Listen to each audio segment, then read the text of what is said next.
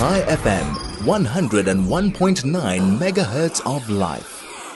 We are joined this morning to help us unpack the science, the implications of this development. We're joined by Dr. Anton Meyberg. He is a specialist physician and pulmonologist. He is, of course, my co-host for the weekly checkup every Tuesday at 6 p.m. Dr. Anton Meyberg, good morning. Nice to speak to you on a Thursday. How are you? Good morning. Good morning. Fine, thanks, and you. And I see you having a bit of trouble pronouncing the name. I thought I did it magnificently. Nobody can fact check me on it aside from you. What is that name? Well, the name is orforglipron. It's an awful name. Awful indeed. Yeah. But what is, so just tell us, for people unfamiliar, tell us where we are in terms of GLP-1s and injections and in terms of that development, and then let's move on to talk about the possibility of taking it in a pill form. So at the moment, we're still in stage 3 trials for the triple receptor, GLP-1. At the moment, most people know the injectable drugs known as Wegovy or Ozempic or Mounjaro, and Mounjaro is the dual receptor, which is the double receptor which you use for injectables. But there's still the triple dose medication that has not been approved yet, but is still a stage 3 trial workup medication. So now what's happened is there's an oral medication, and that's called the semaglutide, which is similar to the Ozempic injection, but it's an oral one, and that's a class of GLP-1, which is your glucagon-like peptide, and that mimics your gut hormone GLP-1, which is released soon after eating. So that hormone signals fullness in your brain, it slows digestion and stimulates the release of insulin. What's happened now, there's now stage 3 trials for this new one, orforglipron. That's also a once-daily oral tablet, which shows better weight loss and blood sugar improvements than this oral semaglutide. The difference between the oral semaglutide and the orforglipron is that, albeit that the oral semaglutide is very effective, it needs to be taken on an empty stomach. So you have to actually wait 30 minutes before eating and drinking. And of course, it's very expensive.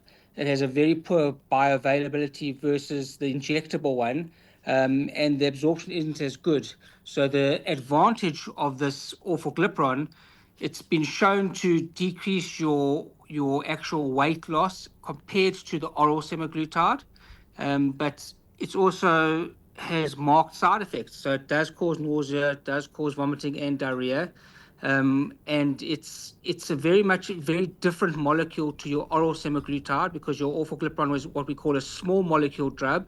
Therefore, it will be cheaper than your oral semaglutide, which is actually a peptide drug. So the beauty of these drugs also is they don't require refrigeration, whereas your injectable ones require refrigeration. And then it's also, you take a once a weekly injectable drug, or you take and then you kind of forget drug. about it, which obviously is a bit of an advantage. So just so that I can understand this, the one that's available that they're rolling out in the UK or wherever that is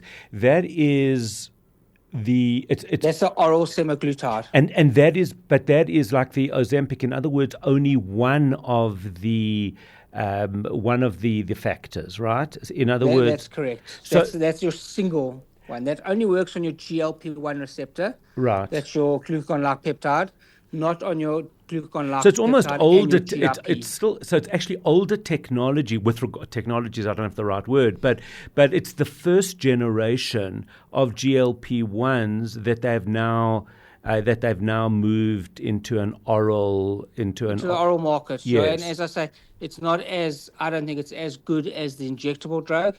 It's not for people who want, or put it in inverted commas, a better fix, Right. But it's a drug that needs to be taken every single day without eating on an empty stomach. You have to wait 30 minutes before eating or drinking. So it becomes quite an issue. I read an article, I think either yesterday or the day before, about the percentage of people in the United States that are now on GLP-1s, and the fact that it is already starting to impact on obesity numbers. What are you seeing? What are you seeing there? What are you seeing here?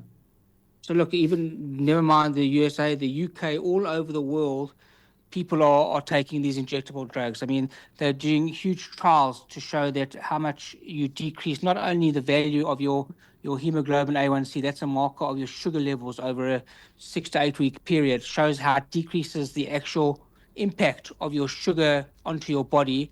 And you're seeing that actually that people all over the world are taking it. It's gone massive. I've once said to you before that obesity is a chronic disease, but I do believe in the next 30 to 50 years, obesity won't even be a thing that we even worry about. Is there, in your view, any reason that the medical aids, for example, aren't covering it? I mean, don't they, from a cost point of view, achieve a huge benefit if a significant number of their clients are no longer obese? Oh, massive. I think that they're lagging behind as usual. They're going to have to get onto that train and start actually paying for these injectable drugs, because the benefits for people who are markedly overweight, who have got severe inflammatory, cardiovascular, gastrointestinal problems, or people who have got just major metabolic problems, the actual benefits that these people can achieve from these drugs, and of course the money that these medical aids can save from putting people on these drugs, is actually dramatic. So it's a matter of time before they start actually approving them.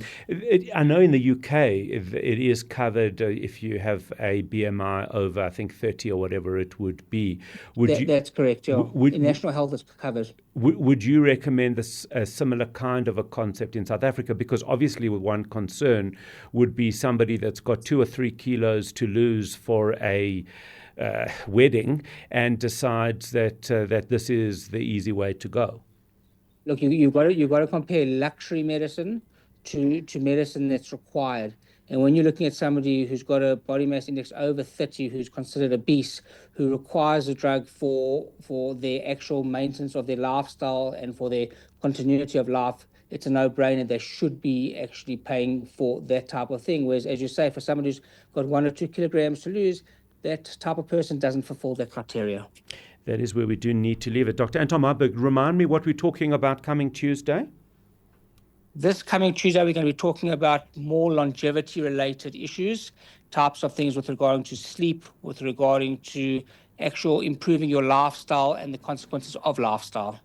Absolutely brilliant. And we have got some great suggestions from you guys. Karen M.